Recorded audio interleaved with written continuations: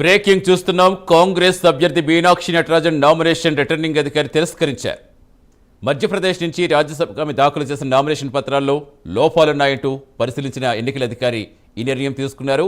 Meenakshi Natarajan నామినేషన్పై Bharatiya Janata party తీవ్ర అభ్యంతరం వ్యక్తం చేస్తుంది. తెలంగాణలో ఆమెపై క్రిమినల్ కేసులు ఉన్నాయన్న విషయాన్ని ఎన్నికల సంఘానికి సమర్పించిన అఫిడవిట్లో దాచిపెట్టారని బీజేపీ ఫిర్యాదు చేస్తుంది. ఈ ఫిర్యాదును పరిశీలించిన అధికారి నిబంధనల ఉల్లంఘన జరిగిందని ప్రాథమికంగా నిర్ధారిస్తూ మీనాక్షి నటరాజన్ నామినేషన్ రిజెక్ట్ చేశారు.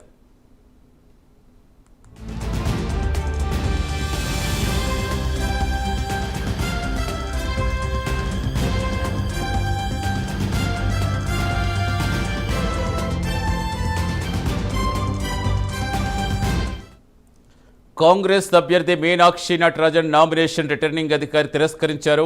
మధ్యప్రదేశ్ నుంచి రాజ్యసభకు ఆమె దాఖలు చేసిన నామినేషన్ పత్రాల్లో లోపాలున్నాయంటూ పరిశీలన అనంతరం ఎన్నికల అధికారి ఈ నిర్ణయం తీసుకున్నారు. మీనాక్షి నటరాజన్ నామినేషన్పై భారతీయ జనతా పార్టీ తీవ్ర అభ్యంతరం వ్యక్తం చేస్తుంది. తెలంగాణలో ఆమెపై క్రిమినల్ కేసులు ఉన్నాయన్న విషయాన్ని ఎన్నికల సంఘానికి సమర్పించిన అఫిడవిట్లో దాచిపెట్టారని బీజేపీ ఫిర్యాదు చేస్తుంది. ఈ ఫిర్యాదులు పరిశీలించిన రిటర్నింగ్ అధికారి నిబంధనల ఉల్లంఘన జరిగిందని ప్రాథమికంగా నిర్ధారిస్తూ మీనాక్షి నామినేషన్ రిజెక్ట్ చేశారు. పూర్తి సమాచారం ఇచ్చేందుకు మా నేషనల్ బ్యూరో చీఫ్ కళ జరుగుతున్నారు. ఎస్ కళ, ఇంకా ఏం చెప్పారు రిటర్నింగ్ అధికారి, ఏం చెప్పారు? కాంగ్రెస్ ఇతరులు స్పందించారా? ఒక బ్రేకింగ్ అని చెప్పవచ్చు. మీనాక్షి నటరాజన్ రాజ్యసభ నామినేషన్ తిరస్కరణ అన్నది మాత్రం ఒక సంచలనమైనటువంటి అంశం అని చెప్పవచ్చు. దాదాపు మహారాష్ట్ర నుంచి కూడా మీనాక్షి నటరాజన్ కు రాజ్యసభ నామినేషన్ ఆమె అంటే దీనికి రాజ్యసభ నామినేషన్ కి సంబంధించినటువంటి అంశం కొద్దిసేపటి క్రితంగా తిరస్కరణకు గురైంది అన్నటువంటిది. దాదాపు మధ్యప్రదేశ్ నుంచి ఈమె నామినేట్ చేశారు. దాదాపు దీనికి సంబంధించినటువంటిది మనకు 8వ తేదీ చివరి తేదీ. దీనికి సంబంధించినటువంటి ఏదైతే వెరిఫికేషన్ ఉంటుందో దీనికి సంబంధించినటువంటి పూర్తి సమాచారం కొద్దిసేపటి క్రితంగా ఎలక్షన్ కమిషన్ వెల్లడించినటువంటిది. కానీ ఈ మధ్యప్రదేశ్ నుంచి నామినేషన్ చేసినటువంటి మీనాక్షి నటరాజన్ తెలంగాణ కాంగ్రెస్ లో గ్రౌండ్ లెవెల్లో కూడా ఇక్కడ ఉండేటటువంటి పూర్తిగా కూడా కాంగ్రెస్ కి సంబంధించినటువంటిది రాహుల్ గాంధీకి నమ్మిన బంట అని చెప్పవచ్చు.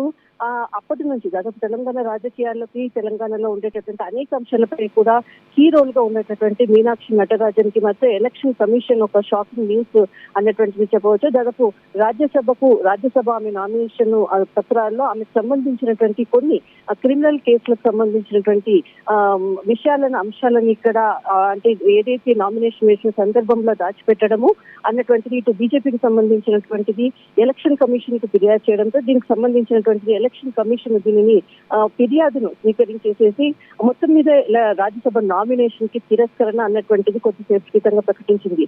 దీనితో అంటే అధికారికంగా నామినేషన్ తిరస్కరించారు. దాదాపు ఇది పక్షపాతంతో వ్యవహరించారంటూ కూడా తెలంగాణ కాంగ్రెస్ చీఫ్ మహేష్ కుమార్ గౌడ్ కూడా ఆరోపించడం జరిగింది. దీనిపై ఇటు మీనాక్షి నటరాజన్ ఏ విధంగా స్పందిస్తారన్నది చూడాలి. దాదాపు ఎలక్షన్ కమిషన్ ఇచ్చినటువంటి ఏదైతే తిరస్కరణ అన్నటువంటిది ఈ రోజు నామినేషన్ కి సంబంధించినటువంటిది చివరి గడువు తేదీ. దీనికి సంబంధించినటువంటిది ఎలక్షన్ కి సంబంధించినటువంటి 18వ తేదీ కూడా అంటే ఏదైతే రాజ్యసభ ఓటింగ్ ప్రక్రియ ఉంటుంది. కానీ మధ్యప్రదేశ్ నుంచి ఆమెని కాంగ్రెస్ కి సంబంధించినటువంటి కోర్ టీముల్లో ఈమె రాహుల్ గాంధీకి అటు మల్లికార్జున్ ఖర్గే అనుకోవచ్చు, ఇటు అంటే మీనాక్షి నటరాజన్ అనుకోవచ్చు, తర్వాత చాలా కీలకమైనటువంటి వ్యక్తులకు ఈసారి రాజ్యసభ సీటు ఇవ్వడము కాంగ్రెస్. అందులో ఒకరికి ఈ విధంగా అంటే మొట్టమొదటిసారిగా తిరస్కరణకు గురైనటువంటి వ్యక్తి కూడా మీనాక్షి నటరాజన్ అని చెప్పవచ్చు. రైట్, థ్యాంక్ యూ కళ.